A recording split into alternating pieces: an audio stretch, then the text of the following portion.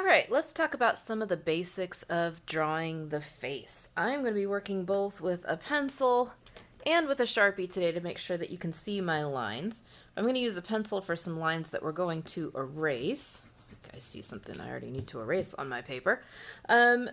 So basically, when we start learning to draw, we draw a lot of things that are really simple, that are kind of symbols for what we want to express. Like, for example, when you draw a house, you probably learn to draw a house with a triangle and then a square underneath it, and a rectangle for the door, and a square window, maybe. So that's a great way to represent the idea of a house. But most of us probably live in buildings that look very different from that definitely at least have a lot more detail than that. Same thing with a tree. If we draw a puffy shape and then two lines down, we know that that symbolizes a tree. Mine's kind of a wide tree here, but I think you get what I'm saying. We have some simple shortcuts for drawing the idea of things. And as we improve and mature as artists, we want to get away from the symbols and the shortcuts and start drawing things that look a little bit more like real life. So one symbol that we use a lot, especially in this age of emojis, is the smiley face. And because we're so used to a smiley face being a symbol for a face, a lot of times when we draw, we put the eyes way up near the top of the head, because that's kind of what we're used to when we think about the idea of a face. But if you look at a real face, people's eyes are really closer to halfway between the top and the bottom of their head. And take a look at your face in the mirror and measure from the top of your head to the bottom, and I think you'll find that that is true. So we're going to work on that, and we're going to work on some other basic proportions of the face to help our art look a little bit more realistic. So everybody looks different. Everybody has different shapes and sizes to their features. These are just some basic guidelines to help you get away from the idea of a face and get closer to drawing a real face. So I'm starting with my pencil to do a basic shape. Usually kind of start with a shape that sort of looks like an upside down egg. I'm going to reinforce this here with my Sharpie just to make sure you can see it better. And then I am going to draw a line that divides my face in half here. I'm doing this with a pencil because I'm going to erase this later, because we don't really have a line down the middle of our face. But what we do have is a face that's more or less symmetrical. So everything on this side of the line is the mirror image of everything on this side of the line. So you have an eye over here, you have an eye over here, you have an ear over here, and an ear over here. The halves of your nose and your mouth look pretty much the same on each half of the line. So we're going to use this line as a guide to try to make our face as symmetrical as we can. We're also going to divide our face in half this way, and that is the eye line that I talked about halfway from between the top and the bottom. All right, so let's go ahead and start with the eyes. My eyes are going to take up this middle space here. I'm going to do a curve on the top and a curve on the bottom. And we wind up with a shape that looks kind of like a football or a lemon. And our face looks kind of like an alien now. Inside of these eyes, we have the iris. The iris is the circle that has color. So if you have brown eyes, you have a brown iris. If you have blue eyes, you have a blue iris. So that is actually a perfect circle, but we don't see the whole thing. The top and the bottom are hidden under our eyelids. So you just want to draw the sides and make them look as round as possible. I'm also going to add some eyelids to my person, so I'm just going to do another curvy line over here.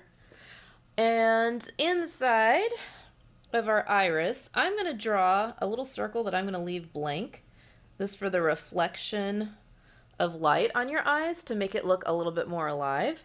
And then I'm also going to draw a black circle, and that is your pupil, the part that lets the light in. I'm going to draw that kind of around my reflection and color it in.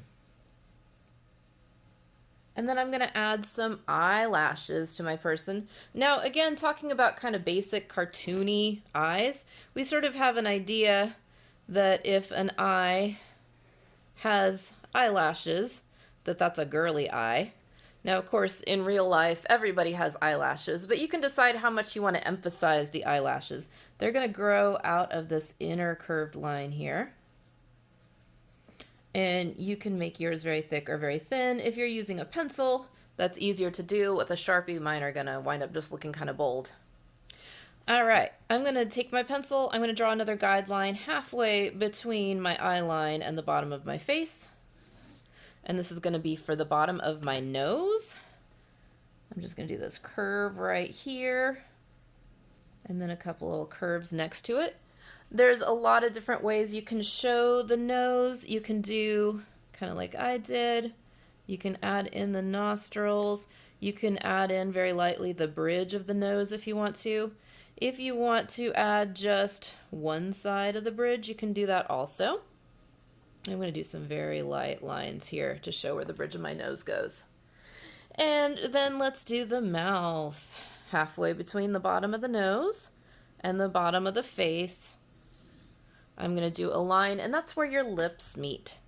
And so I'm going to do one curve, just a smile here for the middle of my mouth, and it's going to go pretty much from one pupil to the other pupil.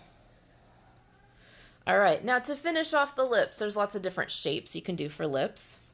And again, this is where you could make your person look very girly or less girly.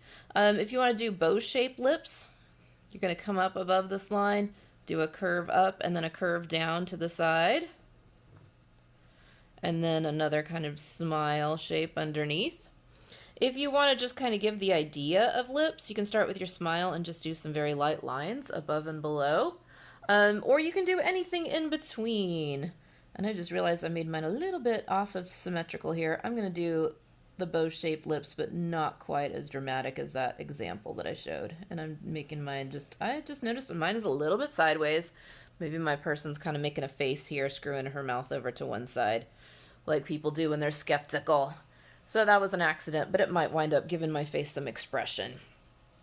All right, I'm going to add a neck just with two simple lines, and some shoulders with two simple lines. Oh, I almost forgot to add eyebrows. You can come up from the edge of the nose here, go straight up here, and add in some eyebrows. There's lots of different sizes and shapes and thicknesses you can do for eyebrows, and they can really help give your face some expression. The ears are going to go in between the eye line and the nose line, and since we're looking straight at our person, they're just going to be a little curve on each side. And then the hair. So for hair, you want to think about the overall shape of the hair that you're trying to draw. So if you have long hair, your hair is going to grow over the top of the head, and then you can make it grow down long. And like I said, you just do this overall shape, and then you can add in some of the details. If you have short hair, again, think of the overall shape. Is it growing like up over your head, kind of like so?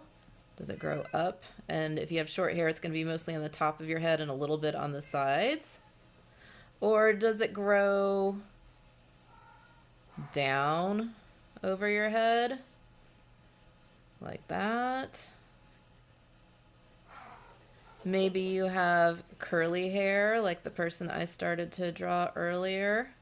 So you want some big curls, and then you can fill those in with more detail. So just think overall what you want your hair shape to be. I'm going to draw kind of the way my hair grows, like so.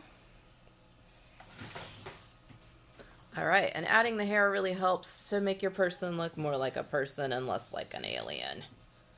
And then you can proceed to add color. You can add details like clothes on your person, whatever else you want to add, and whatever kind of background. Hopefully you won't have doodles like I have around here. All right, have fun and happy creating.